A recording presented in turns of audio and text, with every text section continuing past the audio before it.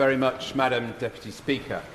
It is an honour to speak today in this important debate on an issue that exemplifies why I chose to get into politics and come to this place. To be part of big decisions, taken in tune with public opinion, listening to evidence, and with the goal of making our residents better off. And I have no doubt that all right honourable members here today intend to make their residents better off.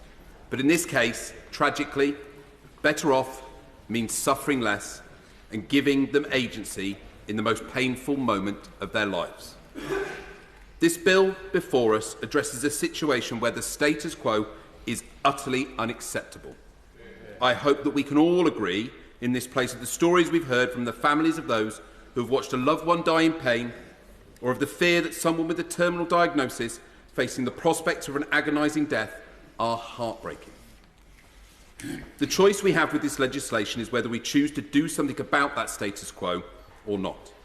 Rejecting this bill, imperfect as it may be, will continue the pain of those who are let down by the current laws, guaranteed victims of a system that is letting them down. I'll make some progress, thank you. I start by making the somewhat unusual case that this issue for which we're gathered here on a Friday, giving up bake sales and constituency surgeries, is not actually quite the big deal it has been whipped up to be by both proponents and opponents. I do not believe we are considering a fundamental change in the relationship between doctor and patient. I do not believe we are changing the relationship between the state and the individual, or stepping onto a slippery slope, nor unpicking the very purpose of the NHS, as some may have suggested. We are simply here to give those who already face terrible decisions, doctors, patients and their families, a real choice of how to face those decisions and protection in the law from choices that are already being made today. I will make some further progress.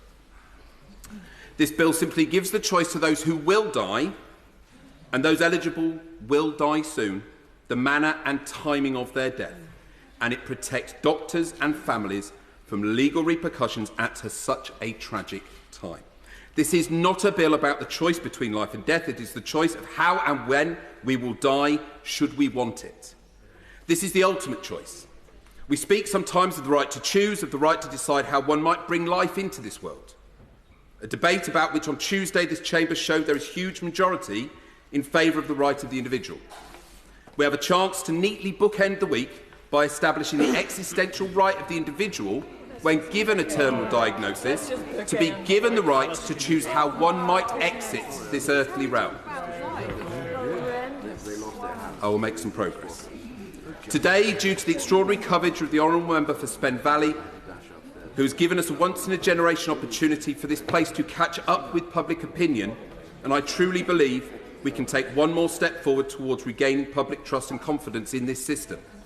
When public polling shows overwhelmingly time and time again that the public back this change, between 70 and 75% in the latest polls released, I implore those on the fence to at least listen to public opinion, if not my words. What do you give way? I will continue. Thank you.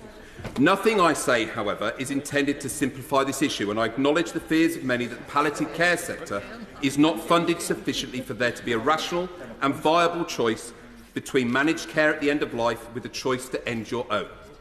I welcome, therefore, the inclusion of Amendment 21, which matches my own priority for the improvement of palliative care. In conclusion, Madam Deputy Speaker, in the heart-wrenching words of Decca Aikenhead, who wrote in the Times newspaper last week, and which I found particularly moving, critics of the bill have begun to frame the debate as if leaving the law as it stands does not hurt anyone. It does. Opponents worry about speculative, hypothetical victims, but the status quo creates indisputable, real-life victims. I'm close to closing, sorry. The bill's opponents portray it as cruel, heartless and macabre. I wish they could have sat at her friend Charlotte's bedside and heard her groan, "Let me die," and seen what cruel, heartless and macabre actually looks like. Madam Deputy Speaker, this bill is the right thing to do. It has been scrutinised, amended and debated. This bill is ready Please vote in favour of it today to give our residents a choice.